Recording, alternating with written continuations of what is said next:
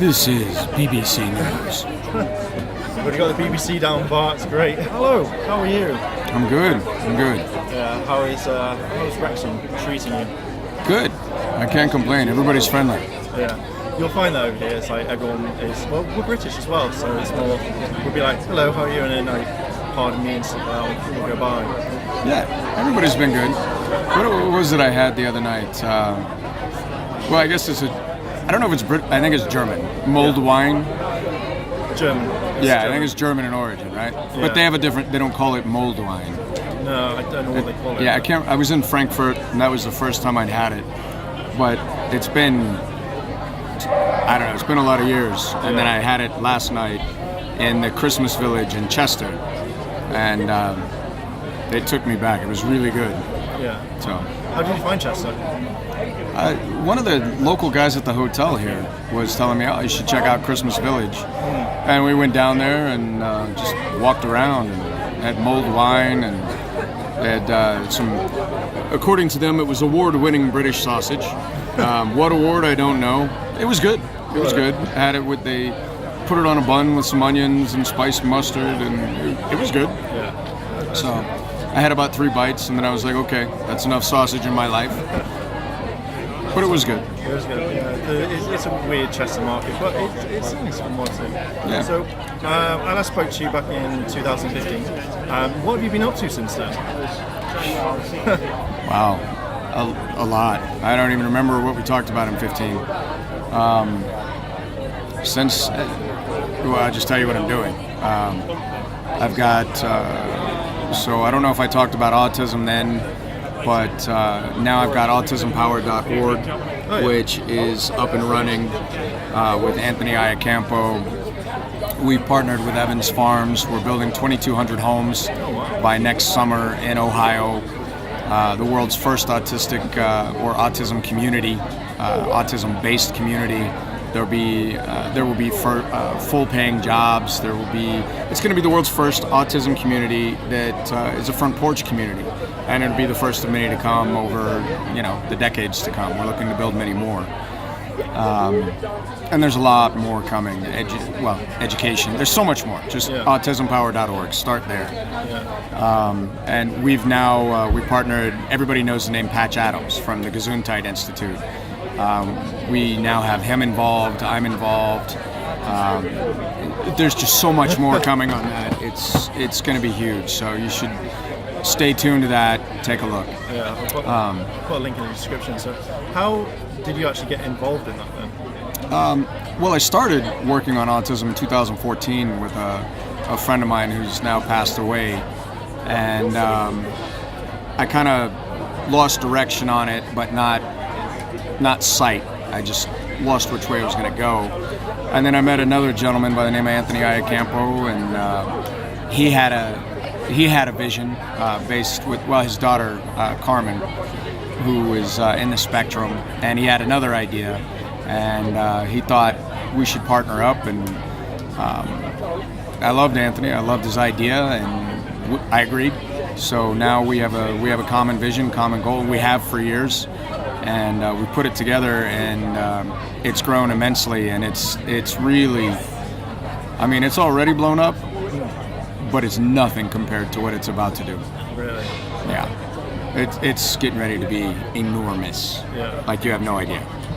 So I'm guessing as soon as it's ready, it's launched, everything's ready. It's going to be everywhere that you're going to... You won't be able to miss it. The website's up and running. I don't think we've officially announced Patch Adams and the Gesundheit Institute officially yet. Yeah. But clearly I'm not hiding it anymore. But we have people coming in from some of the biggest marketing campaigns in the world. That I'm not gonna drop yet.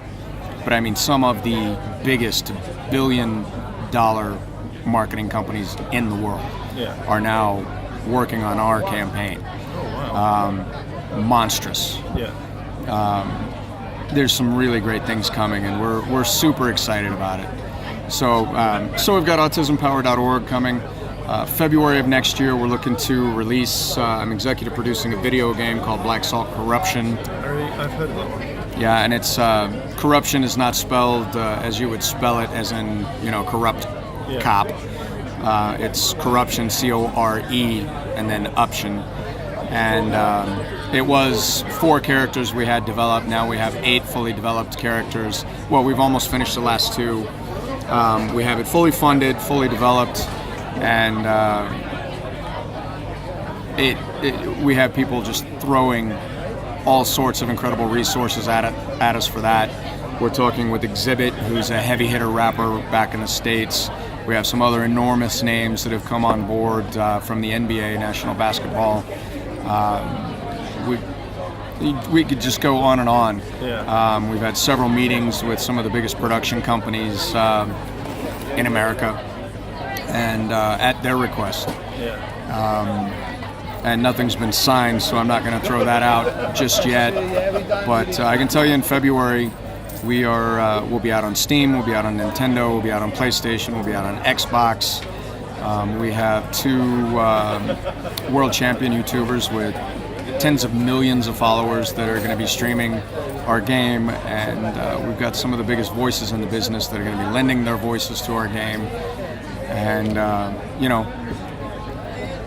a year and a half ago, it was going to be a $75,000 cell phone game.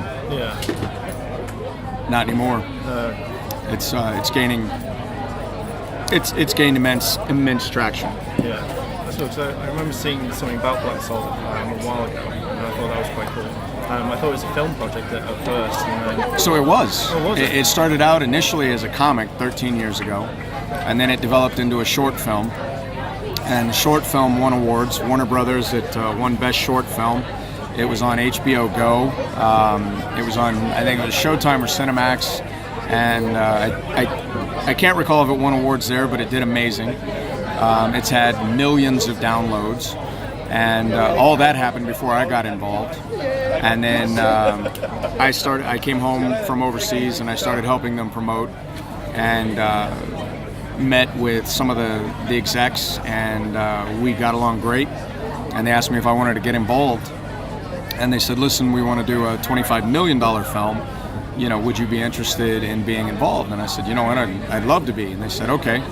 We're not sure in exactly what capacity as we were developing our relationship. And then they said, what about a video game? And I said, well, I've got a lot of people in my fandom that are gamers. They love to game. And so they began developing a video game, and I lent myself, my character, and my face to it. And so now I have my character in the game, and they've developed it, and it's come along immensely, and it's gone, and it's going and doing amazing things. So the game is doing great, which will lend itself, the money from the game will lend itself to finance the first film, which will be a full-blown incredible film, and it's going to be an empire, and I'm super excited about it. It's all the brainchild of producer Owen Ratliff. He started it 13 years ago, and he owns it. It's his project, and he's had some other pretty brilliant minds behind him and with him along the way, but it's his baby. Yeah, that's something cool. I'm gonna check it out. So obviously I won't see it now because it is for like Switch, Xbox, and stuff like that as well. That sounds really kind of interesting. Sure. And I'd be definitely happy to kind of back. So kind of moving on. So obviously everyone knows you as Jason Lee Scott, the original Red Ranger. Sure. With Power Rangers becoming such a big phenomenon since from the day you started to roughly about now, which has been about 25 years, what do you think has kept it going for so long that it's kept its interest in the public eye? Power Rangers is one of these shows that it doesn't really have, it doesn't have a genre. It doesn't have a boundary. It doesn't fit a religion. It doesn't fit a race. It doesn't fit a sex. It doesn't fit a category. It kind of encompasses everyone. And it fits everybody, everyone from anywhere at some point can sit down and identify with at least one character in one season somewhere and find something they like. and that's, I mean, if you can do that in every TV show or any TV show, you've got something. I mean, it airs in 40 countries. It's in 90 languages, or at least my season was. I think the others probably are too, or at least close. You've got something there that is doing something right, and there's nothing else like it in any country that I know of. Maybe I'm wrong, but I'm pretty sure I'm not. Well, since I was a kid and then going to now, I don't think there is anything like it that I've seen. I haven't seen it. Yeah, I've never seen something like that's the way you can put it. Especially like with now TV made, it's always either one thing that doesn't kind of fit it, or it's one narrative or something. But the Power Rangers, I've never seen anything like it at all, which is a good thing because it's been going on for 25 years or something like that. With the Red Ranger being so iconic, how do you see him? Like, so you've got like Batman, Superman. How do you see the Red Ranger being like that as well? If that makes sense? Yeah, I mean, he definitely fits into pop culture. He's definitely, you have the first Superman, you have the first Batman. At least in culture outside of Japan. I mean, I'm not the first in Japan. Yeah. I can't, and I won't take that title because I don't deserve it. That's Yuta. That's Yuta's title.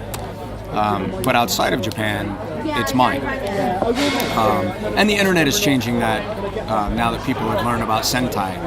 But the youth of the world grew up with me as the first outside of Japan. And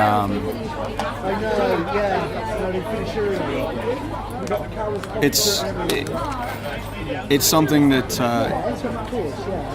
I think it's near and dear to a lot of people's heart, and not just my role. I mean the entire cast.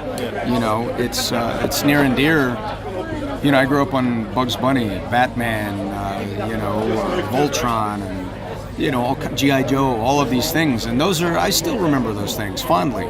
And Transformers, those are things that can't be replaced for me. And I watch the new stuff, and it's super cool, but it takes me back to my childhood, to the things I remember first.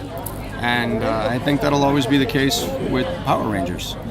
And I talked to the parents today who are raising their kids, and they take their kids back and at some point make them watch the original series and let them form their own opinions of who their favorites are and so on and so forth. So I think it is iconic, and it makes me happy. I mean, every Thanksgiving Day, my balloon flies down the Macy's Day Parade. That is mind-blowing for me. It makes me grin like an idiot every time I see it. That's it's the biggest parade in the world. That's a wow factor for me. I love it. When they first premiered the balloon for the first time, I was very shocked because it's, we don't really have anything like that, quite a massive parade, but I know obviously the Macy's Parade is quite a big thing. So for me to see it go, wow, seeing the Red Ranger just come down the street. Do they tell you? No. It was just it was a complete surprise. Yeah. Complete surprise for me. I was in the Middle East in a DFAC or a chow hall the first time I saw it, and I had no idea. And I'm sitting there surrounded by military personnel, just eating my food, and everybody's like, "Oh, the parade's on," and I was just eating my food, watching the parade like every other year, and looked up, and everybody's like, "Holy, there's the Red Ranger!" And I look up, and I was like, "You could have knocked me over with a feather." Really? And that was my first time. Oh wow. I was dumbfounded. Yeah. I had no idea. Wow. I see. From our point of view, obviously seeing that would be cool, but that's what you just said. That's actually awesome. I never thought it would be like that. The way that you saw it, I was like, that's awesome. I really liked it. No idea. So the kind of final question is, you talked briefly just about what you were into as a kid. Who was your superhero? What fandoms were you into? I love them all. I mean, Marvel, DC. I mean, I watched them all. My favorite female superhero, Wonder Woman, Linda Carter. Yeah. Come on. Smoking hot. I was all about that. I loved the Bionic Woman. Thought she was awesome. I loved Fall Guy, Spider-Man, Batman. Trying to think of I was really, I mean, as a little kid, it was all about like, you know, Bugs Bunny, Wile E. Coyote, Roadrunner. I loved watching them blow each other up, you know. Today, that's way too violent, you know. I loved watching all that stuff. I thought it was amazing. Transformers, I thought Optimus Prime, he was incredible. Yeah. Megatron was terrifying, you know. G.I. Joe I thought was cool. Snake Eyes was, I wanted to be like Snake Eyes, Yeah. you know. Thundercats were cool. I mean, just stuff like that. Voltron was like my first robot anything other than Transformers. So stuff like that was pretty neat. There's probably more, I just can't think of it all. Yeah, no, some of them that you spoke like Thundercats and Transformers. I was more of a Thundercats person Yeah. than anything, and that was I'd say that was my number one show when I was a kid, and obviously Power Rangers, etc. But yeah, and I like the ordeals, like not ordeals, so the stuff that you put behind the show. So there was your action, and then there was your kind of like life lesson of like Right. don't be a bad guy, you help friends, etc. So and that then transitioned into Power Rangers as well, and that gave the sort of message. So I can see what you mean, like all those other young TV shows and stuff. So, Right. yeah. Well, cool. Well, thank you very much. It's been an honour to have you on the channel again, and I look forward to seeing you again at the next time that we meet at another convention or anything like that. Cool. Well, thank you very much again. Yeah. And cool. Well, thank you very much, guys, and we'll see you in a bit. Cheers.